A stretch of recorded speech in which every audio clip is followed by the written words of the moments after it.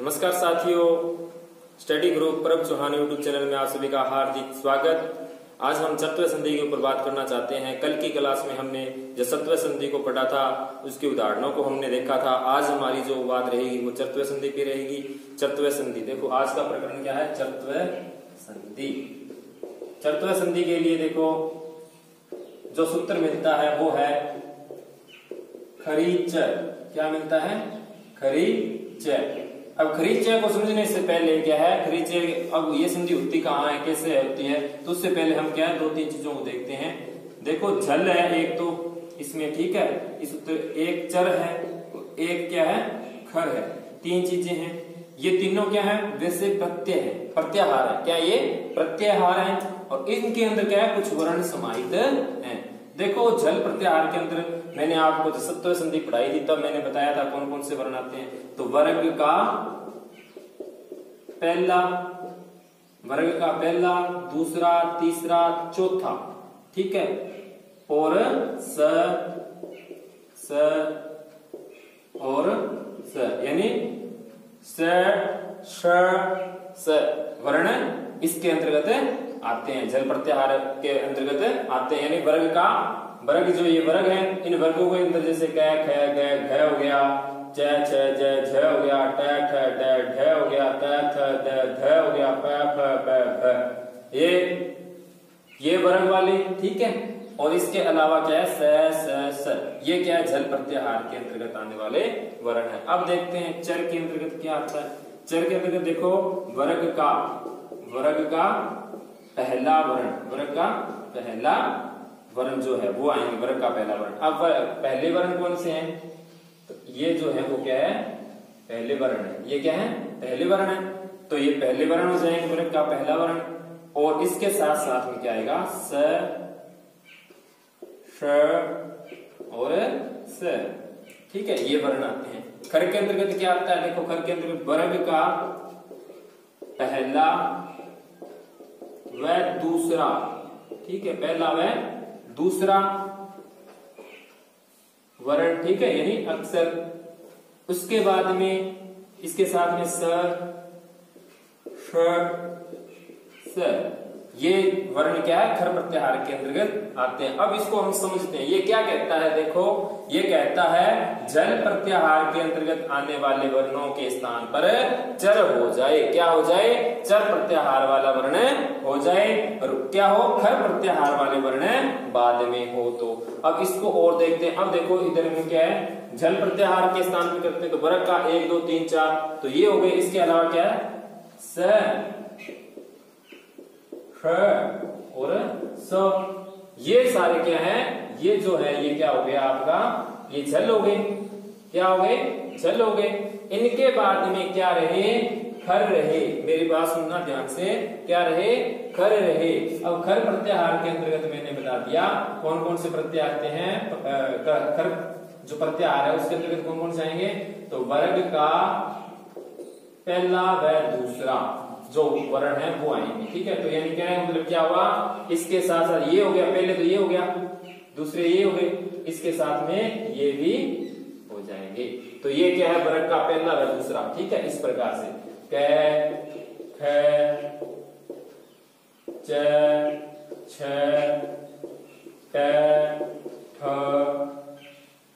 त थ प थ, ये जो वर्ण बाद में होने चाहिए, या स श या स, ठीक है, ये वर्ण बाद में होंगे तो वहां पर क्या हो जाएगा। अब देखो यानी ख है तो क्या हो जाएगा, पहला अक्षर हो जाएगा, ठीक है। ख है तो ख को क हो जाएगा, ग है तो ग को क्या हो जाएगा, क हो जाएगा, घ है तो घ को क्या हो जाएगा, क हो जाएगा।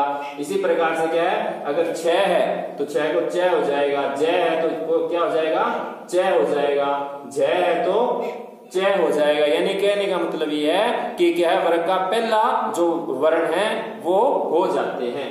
इसी प्रकार से ठ आए तो ठ की जगह ट हो जाएगा, ट की जगह ट हो जाएगा, ढ की जगह क्या हो जाएगा, ट हो जाएगा, थ की जगह त हो जाएगा, द की जगह त हो जाएगा, ध की जगह त हो जाएगा, फ आए तो फ की जगह प हो जाएगा, बे आए तो पै हो जाएगा, भै आए तो पै हो जाएगा।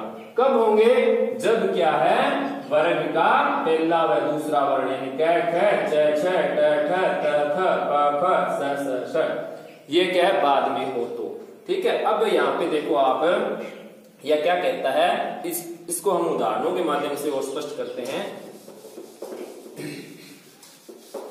अभी उदाहरण लेते हैं, जैसे मैंने उदाहरण ले लिया, उत्पन्न लिया। क्या लिया? उत्पन्न। उत्पन्न होना यानी उत्पन्न। संस्कृत में क्या कहते हैं? उत्पन्न है, और हिंदी में क्या कहते हैं? उत्पन्न। तो देखो अभी, जैसे इसका संधि विच्छेद क्या होगा? इसका संधि विच्छेद होगा उद प्लस में पन्न। अब हमें ध्यान देना है कि ये जो उद जो पूर्व पद है, इसके अंतर्गत जो द आ रहा है वो झल वर्ण है या नहीं है। तो इसके लिए हम क्या देखेंगे, ये क्या है, मैंने बताया आपको, ये झल प्रत्याहार के अंतर्गत आने वाले वर्ण है। तो अब इसमें आप द देखो, द है कि नहीं है। तो इसमें हमने द देखा, द वर्ग के अंदर जो ये द है तीसरा वर्ण है।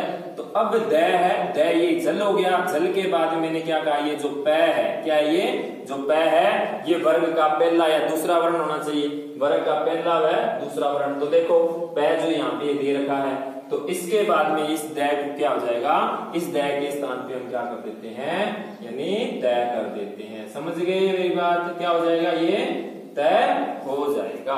तो तय कर दो, तो क्या हो जाएगा, उदतपन्न। क्या बन जाएगा? उत्पन्न। क्या बनेगा? उत्पन्न। इसी प्रकार से आप बना सकते हो सत्कार। क्या बना सकते हो? सत्कार। सत्कार में सद प्लस में क्या बनेगा, कार। सद प्लस में क्या बनेगा, कार है। तो यहाँ पे देखो, सद जो पूर्व पद है उसके अंदर जो द आ रहा है वो क्या है, झल वर्ण के अंतर्गत आने वाला वर्ण है। उसके बाद में क्या है, कार है। जो ये क है वो क्या है, वर्ग का पहला वर्ण है, वर्ग का जो पहला वर्ण है। तो ये क्या हो जाएगा, इस द के स्थान पे क्या हो जाएगा, तय हो जाएगा। तो क्या बन जाएगा, सत्कार है। क्या बन जाएगा, सत्कार है। इसी प्रकार से आप बना सकते हो, जिससे सत्कारा हो गया लिप्सा। क्या है, लिप्सा। अब लिप्सा के लिए देखो, लिभ धातु है। क्या है, लिभ धातु है, इसमें सा। इसका संधि विच्छेद करेंगे तो क्या बनेगा, लिभ प्लस में सा बनेगा। आप इतना ध्यान देना, संधि विच्छेद करेंगे तो क्या बनेगा, लिभ प्लस में सा। तो यहाँ पे देखो क्या है, लिभ जो भय है पूर्व पद वाला, ये जो भय, ये सबसे पहले हम देखेंगे झल प्रत्याहार के वर्ण के अंतर्गत आता है कि नहीं आता है। तो ये मैंने आपको झल बताया, तो इसमें भय है कि नहीं है, तो यानी पै वर्ग का जो चौथा अक्षर यानी ये भय रहा, यानी इसका मतलब ये क्या हो गया, झल हो गया। ठीक है, तो अब आगे क्या कह रहा है, ये जो स है, स है, तो अब स यहाँ पे यानी क्या है, मैंने कहा प्लस के बाद में क्या हो, वर्ग का पहला या दूसरा वर्ण रहे, तो ये रहे उसके, या इसके अलावा क्या शर्त है, यानी ये रहे। तो यहाँ पे यह क्या है, स है, तो इस भय की जगह क्या हो जाएगा, भय की जगह हमें पहला वर्ण कर देते हैं, वर्ग का पहला वर्ण हो जाएगा। तो यानी क्या हो जाएगा, ली, भय को पै हो गया, ली पै प्लस में सा, लिप्सा। क्या बना, लिप्सा। तो मिला दो तो लिप्सा बन जाएगा। इसी प्रकार से आप बना सकते हो, लिप्सा हो गया। जैसे देखो अब इसमें अन्य उदाहरण बनाते हैं, सत्कार है, लिप्सा। जैसे उदाहरण देखो, पुत्र। क्या है, पुत्र है। पुत्र में देखो उद प्लस में त्र है, उसी प्रकार से देखो उद प्लस में क्या है, त्र है। तो यहां भी क्या है, जो द है, द क्या है, झल है, झल के जगह क्या हो जाएगा, तय हो जाएगा। जो तय वर्ग का ये जो तय है, बाद में ये खर प्रत्याहार के अंतर्गत आने वाला वर्ण है कि नहीं है, यानी ये रहा तय। तो इसके बाद में तय को क्या हो जाएगा, पहला वर्ण तय हो जाएगा। तो उत प्लस में त्र क्या बनेगा, उत्तर। क्या बन जाएगा मिला करके, उत्तर। इसी प्रकार से आप तत्पुरुष बना सकते हो, तत्पुरुष है। तत्पुरुष में देखो क्या बनेगा, तद प्लस में पुरुष है, तद प्लस में पुरुष है। दै को क्या हो जाएगा, दै को क्या हो जाएगा, तय हो जाएगा। जैसे इसी प्रकार से यानी ये जो पै यानी क्या क्या दै झल प्रत्याहार के अंतर्गत आने वाला वर्ण है। उसके बाद में पै देखो, पै है कि नहीं है, ये रहा पै, ठीक है ना। तो इस तय दै की जगह क्या हो जाएगा, तय हो जाएगा। तो तत् प्लस में क्या बन जाएगा, पुरुषय बनेगा। तत् प्लस में क्या बनेगा, पुरुषय बनेगा। इसी तरह हम देखो आगे जुगुप्सा बनाते हैं। क्या बनाते हैं, जुगुप्सा। जुगुप्सा में देखो क्या है, जुगुभ, जुगुभ प्लस में क्या है, सा। तो यहाँ भी क्या है, जुगुभ, जो ये पूर्व पद है इसके अंदर जो ये भय आ रहा है वो जल है कि नहीं है, तो यानी ये भय रहा, तो ये क्या है, ये मैंने आपको जल बताया, तो जल है। तो इसके बाद में ये जो स आ रहा है वो स क्या है कि नहीं है, यहाँ इस साइड में खर के अंतर्गत आने वाला, तो ये रस है ना। तो इस भय को क्या हो जाएगा, पहला वर्ण हो जाएगा। तो यानी ये क्या है, जुगुप्सा बनेगा। क्या बनेगा, जुगुप्सा बनेगा। हमने आज ये चतुर्थ संधि पढ़ी। कल हमने जसत्व संधि पढ़ी थी, आज हमने चतुर्थ संधि पढ़ी। और कल की जो क्लास होगी वो हमारी रहने वाली है अनुनासिक संधि व अनुस्वार संधि के ऊपर। तो हम कल इसी चैनल पर द्वारा आपसे मिलते हैं।